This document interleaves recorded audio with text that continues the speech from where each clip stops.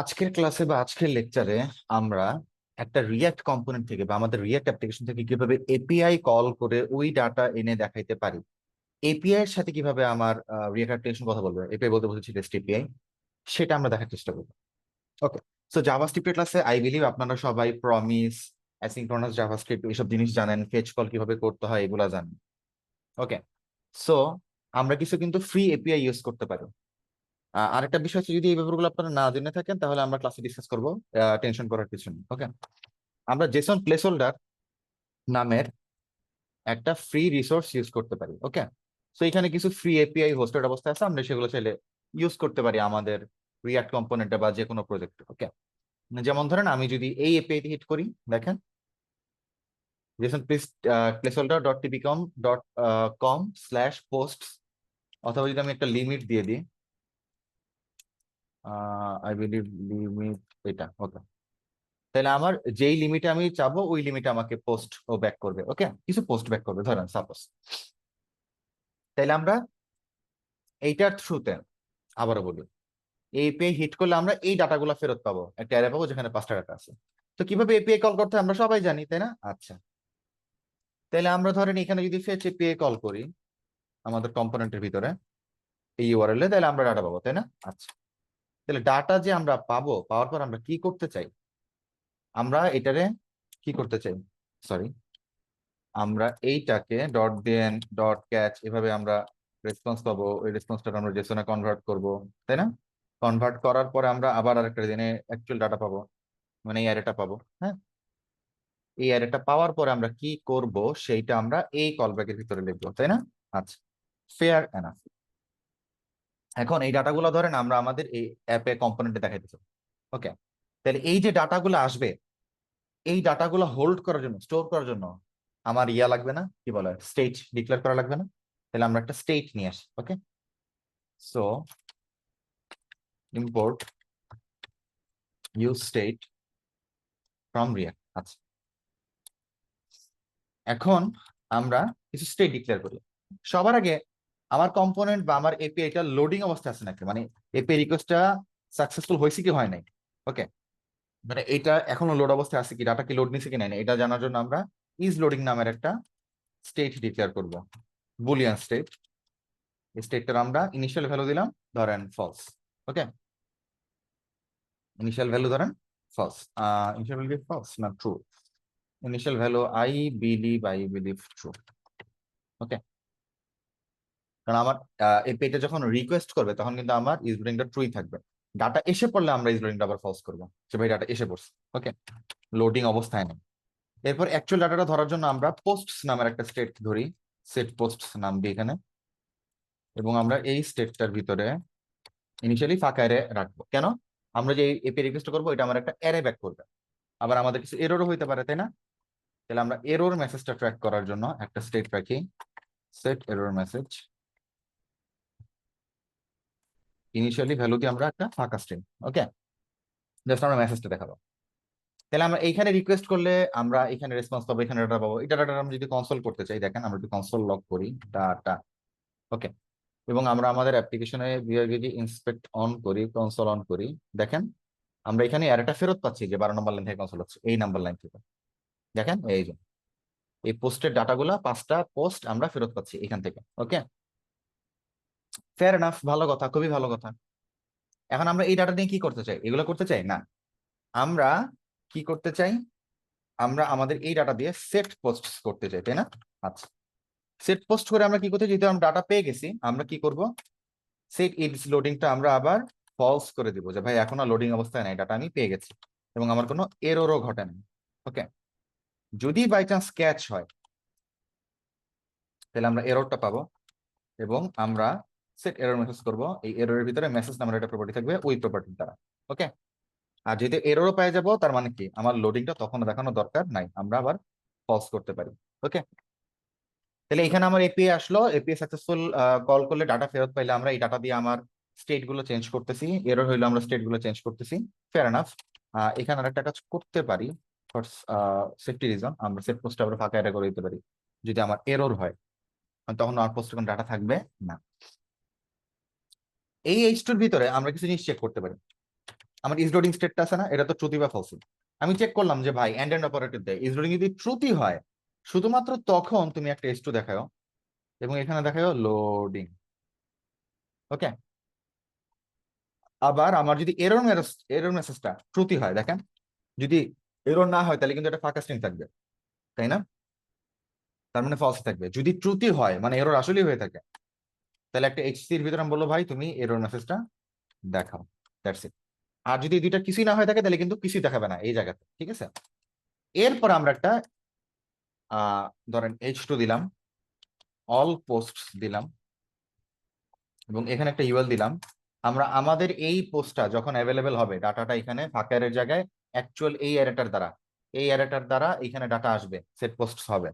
তখন আমরা কি করব, আমরা এই পার্টিকুলার পোস্ট অ্যারেটার উপরে বা স্ক্রিপ্টের উপরে ম্যাপ চালাবো, ইন্ডিভিজুয়াল এক একটা পোস্ট ধরবো এবং প্রত্যেকটা পোস্টের জন্য জাস্ট ফর সিম্পলিসিটি সেক আমরা করে একটা করে এলআই রেন্ডার করবো এবং এলআই এর ভিতরে আমরা কি দিব, পোস্ট ডট আইডি। দেখেন পোস্টের কিন্তু একটা আইডি আছে 1 2 3 4 5 সামথিং, এবং এইখানে আমরা জাস্ট পোস্টের টাইটেলটা শো করবো, পোস্ট ডট টাইটেল। এই ওকে। এখন যদি আমরা সেভ দিই, আমি একটা বি পদে পড়বো, একটু খেয়াল করেন। আমরা সেভ দিলে, আচ্ছা এটা না, আমরা এখানে সেভ দিলে আমরা পোস্ট দেখতে পাচ্ছি। ওকে, পোস্ট দেখতে পারতেছি, আমার এই পে কল হচ্ছে, ভালো কথা। যদি আমি রিফ্রেশ দিয়ে দেখেন যে লোডিংটা দেখাইতেছে, ঠিক আছে? এই লোডিংটা যদি আমি একটু নেটওয়ার্ক রিকোয়েস্টটা স্লো করে দিই তাহলে ওরা বেটার বুঝতে পারবেন। ধরেন আমার নেটওয়ার্ক রিকোয়েস্টটা একটু স্লো করে দিই,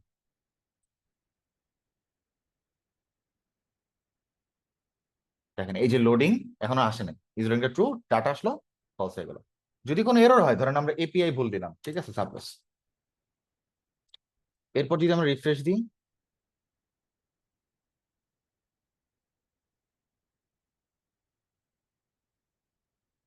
অনেক বেশি স্লো যাই হোক, এই যে লোডিং, এরপর আমার এরর মেসেজটা দেখাবে, এটা দেখাবে। ওকে, এখনো লোডিং অবস্থায় আছে, ওই যে স্লো 3G, ঠিক আছে? আহ আমরা কি এখন এরর পাই নাই, না এখনো রিকোয়েস্ট করতেছে? আচ্ছা, ফেয়ার এনাফ। ওকে, বেশি স্লো। আচ্ছা এনিওয়ে, তো আমরা ক্যাচ হইলে সেট এরর মেসেজটা করছি, এরর ডট মেসেজের মাধ্যমে এরর মেসেজটা আমরা এখানে দেখাচ্ছি এইচটির ভিতরে, সেট ইজ লোডিংটা ফলস করতেছি। আচ্ছা, সেট ইজ লোডিংটা আমরা ফলস করতেছি, ফেয়ার এনাফ। তাইলে আমার তো দেখানোর কথা, আবার দেখি।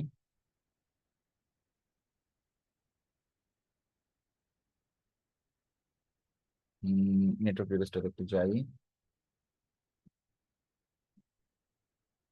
আহ, আচ্ছা, আমরা এখানে একটা কাজ করি, আমরা অ্যাকচুয়ালি এটারে স্লো 3G না করে আবার ফাস্ট জি করতে, লোডিংটা তো আমরা দেখে ফেলছি, ফাস্ট জির বদলে নো থ্রোটলিং করে। আচ্ছা, এবার refresh. Okay, just loading, is লোডিংটা নর্মালি ট্রু, এই ফেচ কলটা হচ্ছে, এই যে দেখেন লোডিং এর পরে লেখাচ্ছে ফেল টু ফেচ, এরর মেসেজটা আমরা শো করতেছে, ফেয়ার এনাফ। কিন্তু যদি আমি আবার একটু এটা ঠিক করি, ওকে, যদি আমি কনসোলে যাই, একটু খেয়াল করেন, কনসোল লগ হইতেই আছে 12 নম্বর লাইন থেকে, খেয়াল করেন। এই যে আমি যত নিচে যাচ্ছি কনসোল লগ হইতেই আছে, এই যে এই এই নাম্বার লাইন থেকে। কেন? তার মানে এই কনসোল লগটা কখন হওয়া সম্ভব, যখন আমার ফেচটা বারবার কল হচ্ছে, তাই না? তাহলে ফেচটা কেন বারবার কল হচ্ছে, এটা আমরা একটু দেখার চেষ্টা করি। দেখেন ঘটনা কি ঘটতেছে, আমরা একটা এপিআই রে কল করলাম, তাই না? এপিআই কল করার পরে আমার ডাটা আসলো, ডাটা আসার পরে আমি সেট পোস্ট করলাম, দেখেন এই দিনের ভিতরে যেই মুহূর্তে আমি সেট পোস্ট করছি, তার মানে কি আমার স্টেট আমি চেঞ্জ করছি, তাই না? যেহেতু স্টেট চেঞ্জ হয়েছে, কম্পোনেন্ট কি করবে, রেন্ডার নিবে, রিকল হবে, তাই না? তাহলে এই অ্যাপটা আবার রিকল হবে, রিকল হয়ে মানে কি, এই অ্যাপের ভিতরে যত লাইন আছে, কোড আছে, সব কোড ব্লক আবার রান হবে। তার মানে এই 9 নম্বর লাইনে এসে আবার ফেচটা কল হবে, ফেচ কল হওয়ার পরে আবার ও দেখবে ভিতরে সেট পোস্ট, আবার স্টেট চেঞ্জ হবে, ও আবার রিকল করবে, আবার ফেচ কল করবে, ঠিক আছে? এইভাবে একটা লুপের ভিতর পড়ে যাবে, কারণ ও প্রত্যেকবার 9 নম্বর লাইনে এসে দেখবে স্টেট চেঞ্জ হয়েছে, আবার রিকল নেবে, রিডেন্ডার নিবে কম্পোনেন্টটা, রিডেন্ডার নেওয়ার সময় আবার ফেচ কলের মধ্যে পড়বে, আবার ফেচ কল করবে, আবার স্টেট চেঞ্জ হবে, আবার ফেচ কল করবে। এই জন্য বারবার ফেচ কলটা হইতে আছে, এই জন্য আমরা এই কনসোলটা দেখতে পাচ্ছি। এবং এই কনসোলটা যদি আমরা এখানে না করে বাহিরেও জাস্ট অ্যাপের একটা কনসোল করি না, আই এম বিং রিরেন্ডার্ড, দেখবো এইটা বারবার বারবার কল হচ্ছে। দেখেন দেখেন আই এম বিং রিরেন্ডার, দেখছেন 105, 10, 15, 20, 200 বারবার কল হইতে আছে। কারণ কি? কারণ বারবার ফেচ কলটা পড়তেছে, বারবার এই সেট পোস্টটা কল হচ্ছে, স্টেট চেঞ্জ হচ্ছে, আবার এই কনসোল মানে অ্যাপটা রিরেন্ডার নিচ্ছে, কনসোল আবার হচ্ছে, আবার ফেচ কল পাইতেছে, আবার স্টেট চেঞ্জ হয়েছে, আবার রিরেন্ডার নিতেছে, আবার কনসোল লক হচ্ছে, আবার ফেচ কল হচ্ছে, এরকম একটা লুপে পড়তেছে। তার মানে আমরা বুঝতেছি যেহেতু স্টেট চেঞ্জ হইলে আমার কম্পোনেন্টের রিরেন্ডার নেয়, তার মানে কি আমার ফেচ কলটা আমরা এইভাবে রাখতে পারবো না। ওকে, আমাদের এটার প্রতি মানে এটার একটা সুন্দর জায়গা খুঁজতে হবে এটারে রাখার জন্য। ওকে, ফেয়ার এনাফ। এখন আপাতত লোডিং থাক, প্রবলেম নেই। আমরা এই প্রবলেমটা কিভাবে সলভ করতে পারি, যেহেতু আমার রেন্ডারিং এর একটা ইস্যু আছে আমার রিয়েক্ট অ্যাপ্লিকেশন, তাই না? তাইলে আমার এমন কোনো উপায় বের করতে হবে যেই উপায়ের দ্বারা আমরা এপিআই কলগুলা ঠিকভাবে ট্যাকেল করতে পারবো। আচ্ছা দেখেন, এই যে আমরা এপিআই কল করতেছি, এই এপিআইটা কি আমার রিয়েক্ট অ্যাপ্লিকেশনের কোনো পার্ট না। এপিআইটা কিন্তু থার্ড পার্টি একটা জিনিস, তাই না? এবং কি আমরা যদি রেস্ট এপিআই ইউজ করি না, ওইটাও কিন্তু আমাদের থার্ড পার্টি একটা জিনিস। ওকে, তাহলে এই থার্ড পার্টি জিনিসটার সাথে আমার রিয়েক্ট অ্যাপ্লিকেশনের কম্পোনেন্ট কথা বলতেছে, তাই না? এটা একটা সাইড ইফেক্ট। ওকে, রিয়েক্ট এই ধরনের সাইড ইফেক্ট গুলো কন্ট্রোল করার জন্য ইউজ ইফেক্ট নামের একটা ফাংশন আছে বা হুক আছে, ঠিক আছে? এই ইউজ ইফেক্টটা কি করে? এই ইউজ ইফেক্টটা কিভাবে কাজ করে এটা আমরা আগে দেখি। দেখেন, আমরা ধরেন এই কনসোলটার আগে আমরা এখানে একটা ইউজ ইফেক্ট, এটা একটা ফাংশন, এটা কল করতে হবে। ও একটা আর্গুমেন্ট নেয়, একটা কল ব্যাক নেয়, ঠিক আছে, প্যারামিটার আকারে। এই কল ব্যাকটা কখন রান হয় জানেন? যখন আমার কম্পোনেন্টটা রেন্ডার নেওয়া শেষ, রেন্ডার নেওয়ার পরে এই কল ব্যাকটা রান হয়। যেমন ধরেন আমি যদি এখানে লক করি I am inside use effect, তাহলে আমরা দেখবো যদিও আমাদের এই কনসোলটা উপরের লাইনে 11 নম্বর লাইনে, এটা 14 নম্বর লাইনে, বাট 14 নম্বর লাইনটা আগে কল হবে, কারণ তখন রেন্ডার নিবে, এবং রেন্ডার নেওয়ার পরে রিটার্নটা এক্সিকিউট করার পরে, আবারও বলি, করার পরে আমার এই কনসোল লকটা বা এই কলব্যাকের ভিতরে যে ফাংশন মানে লজিকটা, এটা ট্রিগার হবে। আমরা সেভ দিই, দেখেন এই যে আই এম বিং রিরেন্ডার্ড আগে কল হয়েছে, এই যে 13 নম্বর লাইন থেকে। 10 নম্বর লাইনের কনসোলটা পরে কল হয়েছে, দেখেন I am inside use effect. Okay, তার মানে এই প্রমাণটা আমরা পাইলাম যে এই কনসোল ডট লকটা কখন কল হয়? আমার কম্পোনেন্ট রেন্ডার নেওয়ার পর। ওকে, এবং এই ইউজ ইফেক্টের ভিতরের কল ব্যাকটা খুবই ইন্টারেস্টিং। যেমন ধরেন আমরা একটা স্টেট নিই, আপাতত ধরেন আমাদের এটা তো, এটার আমরা পোস্ট অ্যাপ নামের একটা ডিবির ভিতরে ঢুকাই। ওকে, ঢুকে এটা রাখি জাস্ট। ওকে, আমরা উপর একটা কাউন্টার রাখি সাপোজ। কাউন্টার অ্যাপ নেওয়ার পরে ধরেন আমরা একটা স্টেট নিই কাউন্টারের জন্য, জাস্ট এখানে কমেন্ট করি কাউন্টার অ্যাপ স্টেটস কনস্ট, ধরেন কাউন্টার সেট কাউন্টার যেগুলো use effect, sorry use state কি, ধরেন 5। ওকে, এবং আমরা এই কাউন্টার অ্যাপের ভিতরে জাস্ট একটা পি ট্যাগের ভিতরে লেখাবো যা value of the counter is, sorry আমাদের কাউন্টারটা। ওকে, এই যে value of the counter is 5। আচ্ছা, নিচে একটা এইচআর ট্যাগ দিয়ে দিই আমরা, ওদের একটু আলাদা থাকে। Fine, fair enough, the value of the counter is 5। এখন আমরা একটা বাটন দিই জাস্ট এটারে বাড়ানোর জন্য, ইনক্রিজ বাই 1। ওকে, এখন আমি যদি এই বাটনের অন ক্লিকে একটা ইভেন্ট লিসেনার যুক্ত করি এবং এইখানে আমার সেট কাউন্টারটা করি যে ভাই কাউন্টারের যা মান আছে তার সাথে 1 যোগ করো, ঠিক আছে, যোগ করে কাউন্টারের মানটা চেঞ্জ করো। এখন যদি আমি ইন্সপেক্টে তাকাই, একটু খেয়াল করেন, কনসোলে রিফ্রেশ দিলাম, I am being rerendered, initial render হলো, এরপর ইনস্পেক্টের ভিতরে কলব্যাকটা কল হলো। এটা আমি যখনই স্টেট চেঞ্জ করবো, একটু খেয়াল করেন, ইনক্রিজ বাই 1, 6 হইলো, তখন দেখেন আই এম বিং রিরেন্ডার্ড আবার কল হয়েছে। ভালো কথা, আমি জানি স্টেট চেঞ্জ হলে আমার কোম্পানি রিরেন্ডার নিবে, এটা আবার কল করবে, কল হবে, তাই না? অ্যাপ যেহেতু আবার রিরেন্ডার নিচ্ছে, রিকল হচ্ছে, কিন্তু ইউজ ইফেক্টের ভিতরের কলব্যাকটাও কিন্তু আবার কল হচ্ছে, দেখছেন? তার মানে আমার এই ইউজ ইফেক্টের ভিতরের কলব্যাকটা আমার কম্পোনেন্ট যতবার রেন্ডার নিবে ততবার রেন্ডার নেওয়ার পরেই এই ভিতরের কলব্যাকটা ট্রিগার হবে বা কল হবে। ওকে, যতবার রেন্ডার নিবে। সেটা যে কোনো স্টেট চেঞ্জের কারণে হোক, যে কোনো প্রসেস চেঞ্জের কারণে হোক, ওকে, ততবার এটা কি করবে, রিরেন্ডার নিবে। এখন ও কি কি ক্ষেত্রে রিরেন্ডার নিবে, কি কি ক্ষেত্রে রিরেন্ডার নিবে না, এটা আমরা আসলে কন্ট্রোল করতে পারি। যেমন ধরেন আমরা আরেকটা স্টেট নিই, ধরেন কাউন্টার 2, সেট কাউন্টার 2, এটা ধরেন 10, ওকে। এবং আমরা এখানে কাউন্টার অ্যাপ আছে না একটা, আমরা আরেকটা কাউন্টার অ্যাপ বানাই, এটা ধরেন counter app 2, the value of the counter 2 is counter 2, the set counter 2, counter 2 এর সাথে আমরা ধরেন আমরা 10 করে যোগ করব, ওকে, ইনক্রিজ বাই 10, ফাইন। দেখেন এখন দুইটা কাউন্টার আছে, দুইটা বাটন আছে, মানে দুইটা স্টেট আছে। আপনি যেই স্টেটে চেঞ্জ করেন না কেন, এটা চেঞ্জ করলেও আমার কম্পোনেন্ট রিরেন্ডার নিবে, ইউজ ইফেক্টের ভিতরে কল ব্যাকটা কল হবে। এটা চেঞ্জ করলেও আমার রিরেন্ডার নিবে কম্পোনেন্ট, ইউজ ইফেক্টের ভিতরে কল ব্যাকটা ট্রিগার হবে। কিন্তু এই ইউজ ইফেক্টের ভিতরে আমরা এটা দেখতে আমরা ইউজ ইফেক্ট কল করছি, তাই না, ভিতরে একটা আর্গুমেন্ট আকারে একটা কল ব্যাক ফাংশন দিছি। আমরা সেকেন্ড আর্গুমেন্ট আকারে একটা ডিপেন্ডেন্সি অ্যারে দিতে পারি, একটা অ্যারে দিতে পারি। এই অ্যারের ভিতরে আমরা কিছু ডাটা চেনে দিতে পারি। এখানে সুবিধা কি হবে ডাটা চিনাই দিলে, এই ডাটাগুলার যে কোনো একটা মান যদি, মানে আমরা অনেকগুলো ডাটা চিনাইতে পারি এর যেহেতু, ঠিক আছে, অনেকগুলো, যে কোনো মান যদি চেঞ্জ হয় শুধুমাত্র তখন এই ইউজ ইফেক্টের ভিতরে কলব্যাকটা ট্রিগার হবে, এই বাদে ট্রিগার হবে না, মানে প্রত্যেক রেন্ডারই ট্রিগার হবে না। যেমন ধরেন আমি এখানে কাউন্টার 2 এ চেনাই দিলাম, তার মানে আমরা কি বুঝাতে জানেন, যে ভাই কাউন্টার 2 এর মান যদি চেঞ্জ হয় কোন রেন্ডারের পরে, এই মানটার প্রতিও খেয়াল রাখবে, তখন ওই ভিতরে কলব্যাকটা ট্রিগার করবে, এই বাদে ট্রিগার করবে না। ইনিশিয়ালি একবার ট্রিগার করবে, এই বাদে পরবর্তী রিরেন্ডারে কোনোদিনও ট্রিগার করবে না যদি কাউন্টার 2 এর মান চেঞ্জ না হয়। প্রমাণ দেখি আমরা, ইনিশিয়ালি রেন্ডার নিল, ইনিশিয়ালি ট্রিগার করলো, ওকে।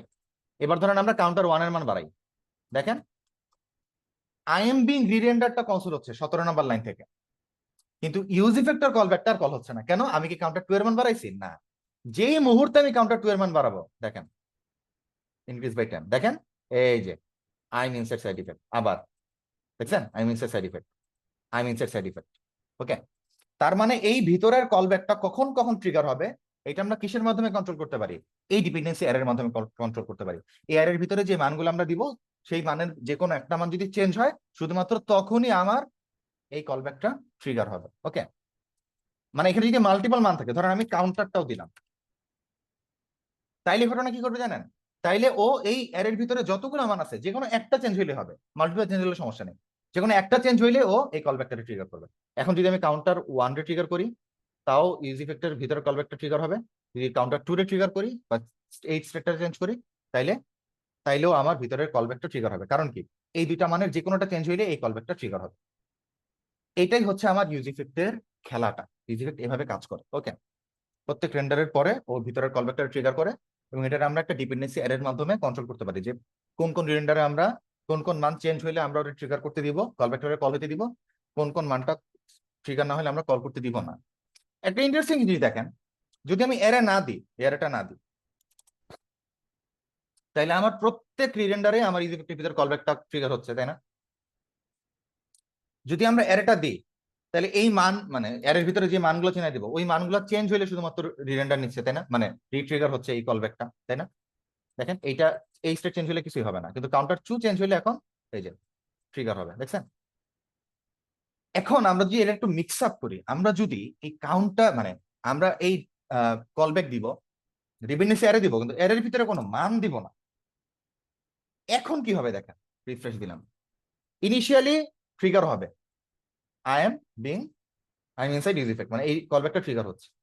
এরপরে আপনি যে স্টেটই চেঞ্জ করেন, দেখেন যাই হোক আপনার কম্পোনেন্টে, এই ভিতরের কলব্যাকটা আর ট্রিগার হবে না। কেন, কারণ ও বারবার ট্রিগার হওয়ার সময় এই অ্যারেটার উপরে তাকাবে, দেখবে ওর ভিতরের কোনো ডাটা চেঞ্জ হয়েছে নাকি, ওর ভিতরে কি কোনো ডাটা আছে যে চেঞ্জ হবে, নাই। তার মানে এই ইউজ ইফেক্টের ভিতরে যে কলব্যাকটা, এই কলব্যাকটা শুধুমাত্র তখন একবারই কল হবে, কখন, ইনিশিয়াল রেন্ডারের সময়, এই যে কল হইলো।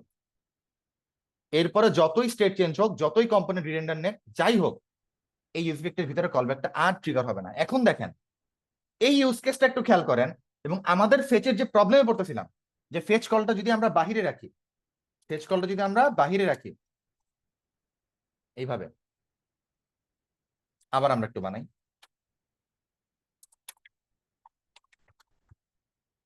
Race res dot JSON, dot then data set posts data set is loading false set error message ফাঁকা, তাই না?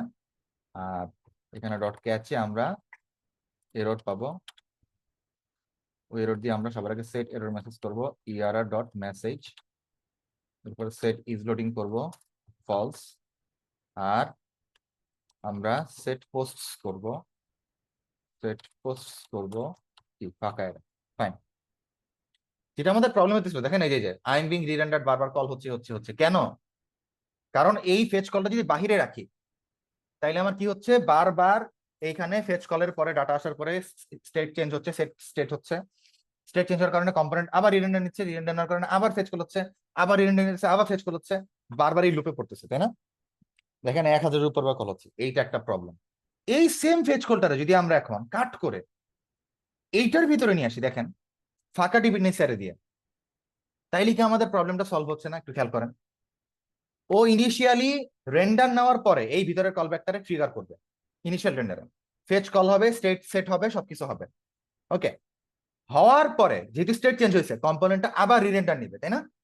রিরেন্ডার নেওয়ার সময় পোস্টের ভিতরে আমার এপিআই থেকে ডাটা সেট হবে, ঠিক আছে? সেট হওয়ার পরে আমার রিটার্নের ভিতরে আমরা এই পোস্টের ভিতরে ডাটা পাবো, এইখানে আমরা এই রিটার্নটা রিএক্সিকিউট হবে, কম্পোনেন্ট রিরেন্ডার নেওয়ার কারণে আমরা আপ টু ডেট ডাটা ইউআইতে দেখতে পারবো। কিন্তু ও যখন এই রেন্ডার নেওয়া মানে পরের রেন্ডারটা নেওয়া শেষ করবে, তখন আবার ইউএসবি ভিতরের কলব্যাকটা ট্রিগার করতে চাবে, কিন্তু চাওয়ার আগে কি করবে? এই ডিপেন্ডেন্সি এর দিকে তাকাবে না, বলবে ভাই এটার ভিতরে কি কোনো ডাটা চেঞ্জ হয়েছে, এটার ভিতরে কি কোনো ডাটা আমি চেনাইছি যে চেঞ্জ হবে না। তার মানে এই কলব্যাকটা একবারই ট্রিগার হবে, জাস্ট ইনিশিয়াল রেন্ডারের পরে আমার এপিআই কলটা হবে, স্টেট চেঞ্জ হবে, এরপরে এই ভিতরের কলব্যাকটা আর ট্রিগার হবে না। তার মানে আমার ফেচ কল করার জন্য এটা একটা পারফেক্ট প্লেস।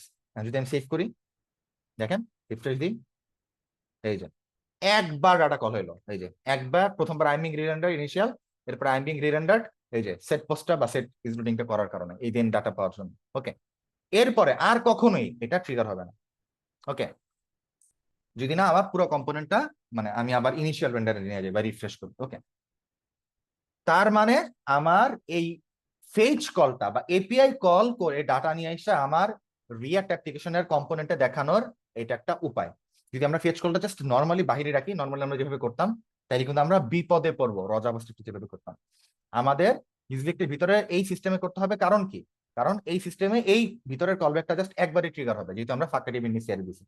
যদি আমরা বাইরে রাখতাম তাহলে বারবার স্টেট চেঞ্জ হইতো, স্টেট চেঞ্জ হলে বারবার কম্পোনেন্ট রিকল হইতো, রিরেন্ডার নিত, আবার ফেচ কল হইতো, আবার স্টেট চেঞ্জ হইতো, এরকম একটা লুপে করে যেতাম আমরা যেটা দেখছিলাম। ওকে, এখন এই লুপ থেকে আমরা পরিত্রাণ পেয়েছি। আচ্ছা, তো আমরা এপিআই কল করে কিভাবে কম্পোনেন্টে ডাটা শো করতে হয় সেটা আমরা দেখছি। নেক্সট লেকচারে বা নেক্সট ভিডিওতে আমরা এই এপিআই এর উপরে ভিত্তি করে আমাদের যে নোট টেকিং অ্যাপ্লিকেশনটা ছিল না, এই নোট টেকিং অ্যাপ্লিকেশনটা আমরা রিরাইট করব। ওকে, আমরা আবার নোট টেকিং অ্যাপ্লিকেশনের যে সেক্স গুলো ফেরত আনবো, আইনা আমরা ওইটার ভিতরে এপিআই ইন্টিগ্রেট করার চেষ্টা করব। ওকে, আমাদের, এবং ওইখানে এপিআই ইন্টিগ্রেট করার সময় আমরা জেসন প্লেস হোল্ডার ইউজ করবো না, সরাসরি আমরা নিজেরা একটা ফেক এপিআই কিভাবে বানানো যায় এটা একটু জানার চেষ্টা করবো। ওকে।